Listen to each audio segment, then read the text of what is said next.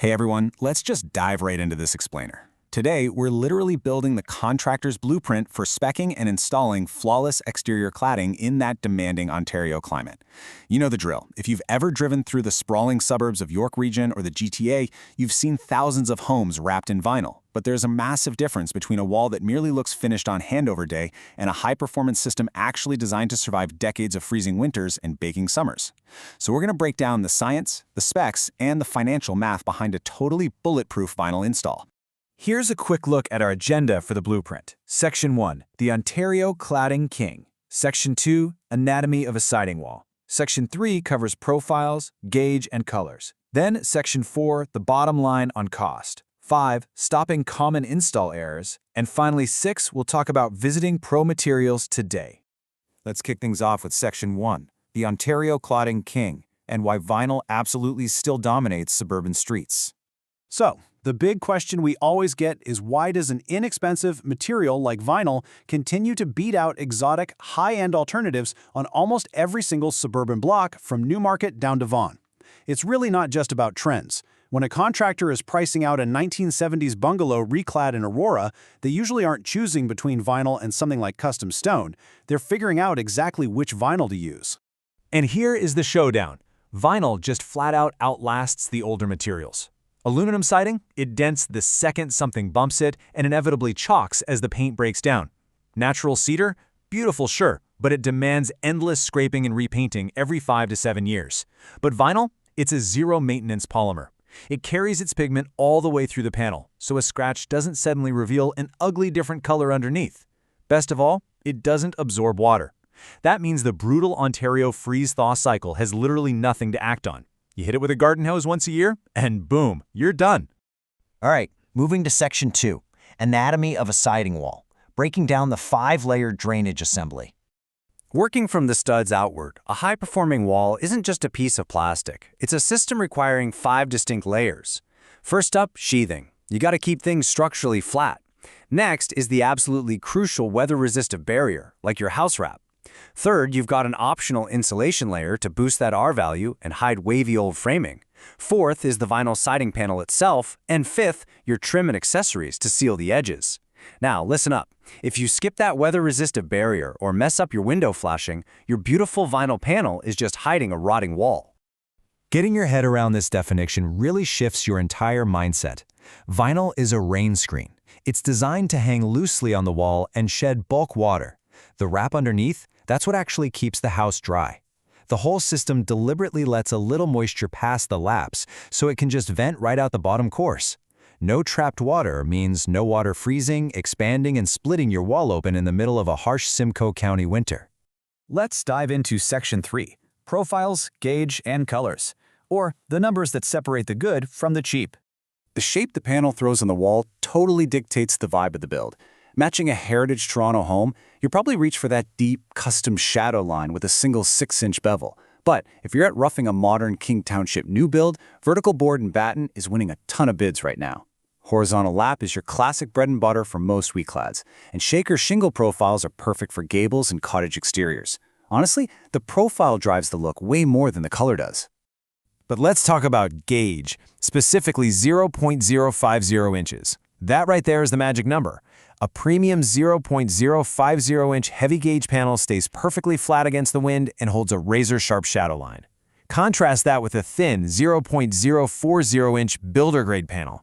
That stuff flexes, warps, and oil cans, meaning it physically buckles and pops in and out during intense July heat. That reads as cheap right from the curb. Gauge literally decides how your wall looks a decade from now. And obviously, deep colors are winning today. You don't just want a panel that looks incredible on day one. You need colors engineered to fight off UV rays without fading or warping. The industry has really stepped up. Brands like Mitten offer a massive 38 color palette in their Century 44 line, backed by hard, measurable fade warranties. On the flip side, Kaycan's Richmond line brings an exclusive double-thick nail hem to grip those fasteners tightly against heavy wind lift. You're pairing serious engineering with the perfect aesthetic. Let's get into the math. Section 4, the bottom line on cost, pitting vinyl against the alternatives. Vinyl is the default for a very good reason. Look at these installed costs per square foot in Canadian dollars. Standard vinyl lands around $7.50. Insulated vinyl bumps up to $10.50. But fiber cement and steel, they're sitting way up at $15 a square foot. So, at roughly half the installed cost of fiber cement, a typical 1,800 square foot re-clad lands really nicely right between $12,000 and $16,000. And the kicker? It recovers a massive share of that cost in home resale value purely from the incredible curb appeal. But you really have to remember that the vinyl panel itself is actually a surprisingly small line item on the invoice. Labor, scaffolding, tearing down the old cladding, and the trim accessories, those are the heavy hitters driving your quote. Upgrading from a basic thin panel to a premium thick one might only shift the material cost a little bit, but it completely transforms the final product.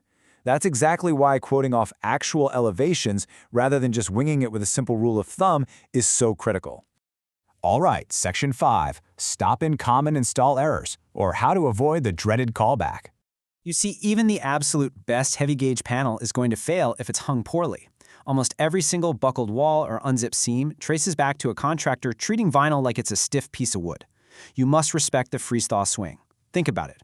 An Ontario wall goes from negative 20 degrees Celsius in January up to baking at 30 degrees in July. A 12-foot panel physically changes length across that 50-degree swing. You absolutely must let it move.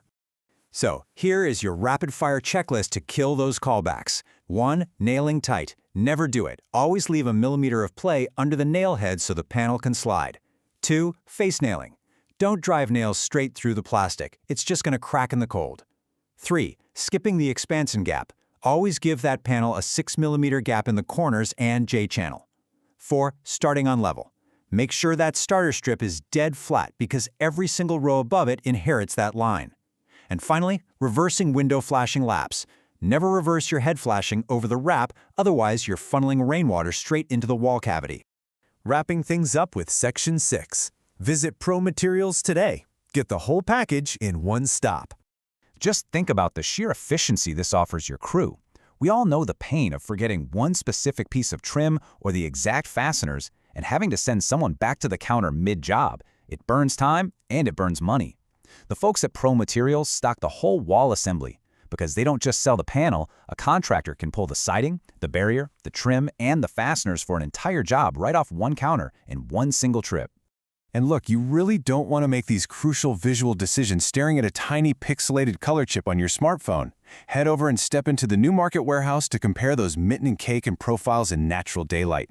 You can feel the gauge thickness, see those shadow lines in person, and walk out with your complete order. Go visit them today at Unit 5, 1235 Journey's End Circle in Newmarket, Ontario. Or, if you already know exactly what you need, you can explore the massive selection and buy directly at promaterials.ca.